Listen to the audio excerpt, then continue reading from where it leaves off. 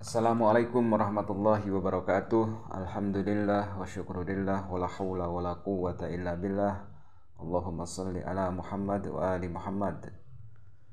Masih tentang Bahar bin Smith, seorang pendakwah, seorang mantan narapidana, lebih dari 2 kali masuk penjara. Dalam setiap dakwahnya, Bahar bin Smith senantiasa mengungkapkan agitasi, provokasi, dan arogansi dirinya secara berlebihan. Muncul kata-kata yang tidak layak untuk diucapkan, dia ucapkan di mimbar-mimbarnya. Anehnya, banyak banget orang-orang Indonesia yang terpukau, terpesona oleh Bahar Smith, takut mengkritik Bahar Smith karena beranggapan bahwa mengkritik habaib itu dosa, kualat dan sebagainya. Padahal seperti dalam video saya sebelumnya, saya jelaskan bahwa habaib itu bukan ahlul bait. Habaib tidak terbebas dari dosa. Mengkritik ahlul bait itu dosa, tetapi mengkritik habaib itu bisa dan boleh saja kalau habaib itu tidak benar kelakuannya. Saudaraku yang saya hormati, di dalam sejarah Indonesia ada fenomena juga yang menarik. Pada sekitar tahun 1960-an ada seorang sayyid, seorang habib di Kalimantan Timur yang bernama Sayyid Fahrul Barakbah. Dia itu aktif di Partai Komunis Indonesia atau PKI, menduduki jabatan yang cukup strategis di Partai Komunis Indonesia Kalimantan Timur. Awalnya dia sekretaris daerah besar PKI, kalau sekarang setara dengan Dewan Pimpinan Wilayah. Berarti dia itu sekretaris besar PKI Kalimantan Timur, Provinsi Kalimantan Timur. Pada usia 34 tahun dia sudah malang melintang buana di perpolitikan nasional. Bahkan dia pernah berpidato di depan DN Aidit, Dipa Nusantara Aidit. Ketika Sayyid Fahrul Barakbah berusia 34 tahun, Aidit masih berusia 36 tahun. Kemudian jabatan Sayyid Fahrul Barakbah ini mencapai puncaknya sebagai Ketua Sentral Daerah Besar PKI Kalimantan Timur. Berarti kalau sekarang Ketua DPD, Dewan Pimpinan Daerah kalau saat ini. Pada geger tahun 1965 terjadi gerakan pemberontakan PKI. Fahrul Barakbah ini ditangkap karena terlibat di dalam pemberontakan PKI.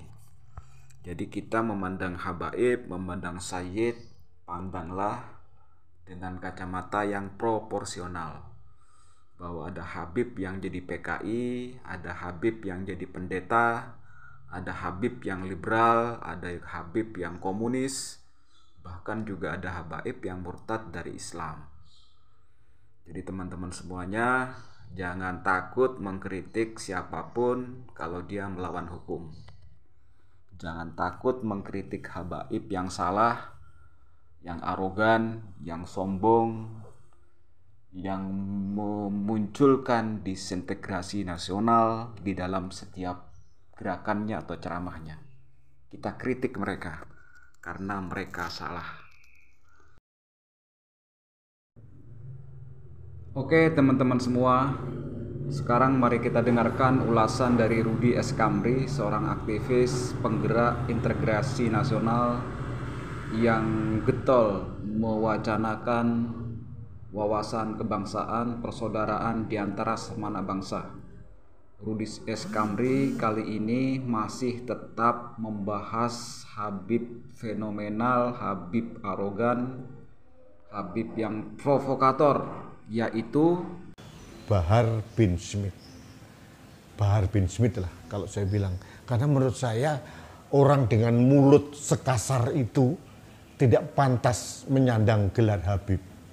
Mulut dengan sekasar itu, perangai yang sangat menjijikkan, tidak patut juga kita tempatkan sebagai tokoh agama, ulama, atau pendakwah agama.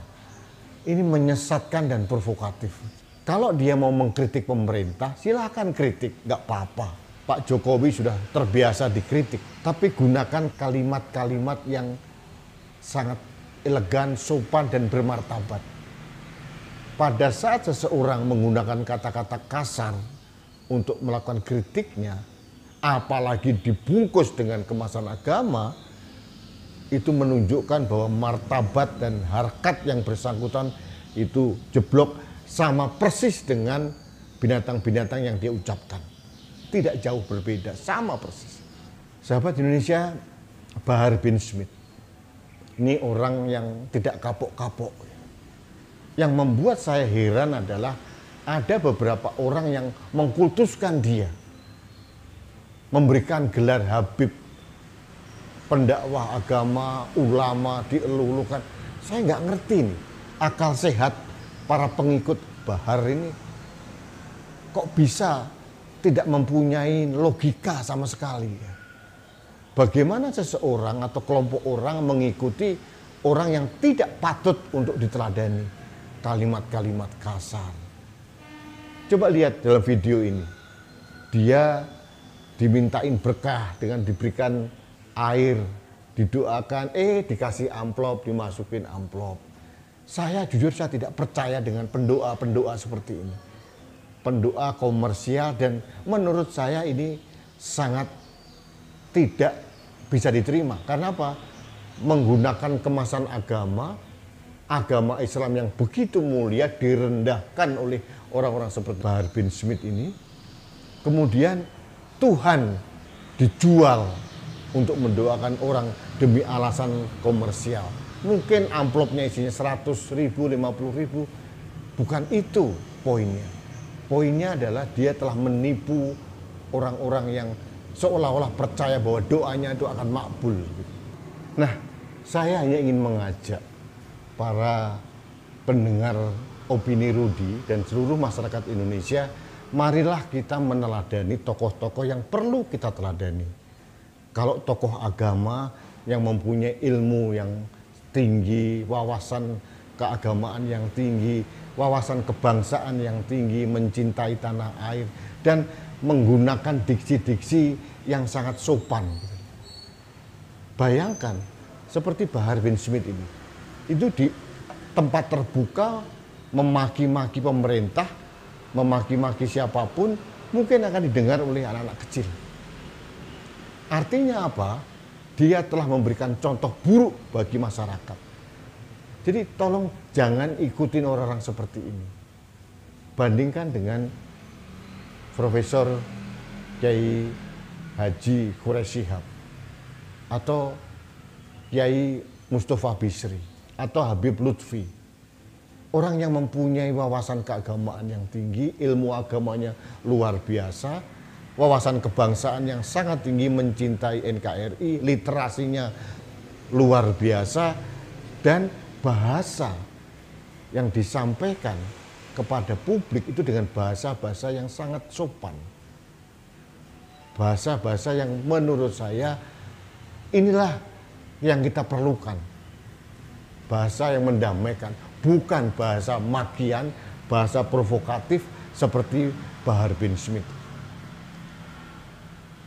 Saya pribadi tidak mempunyai masalah pribadi dengan Bahar bin Smith.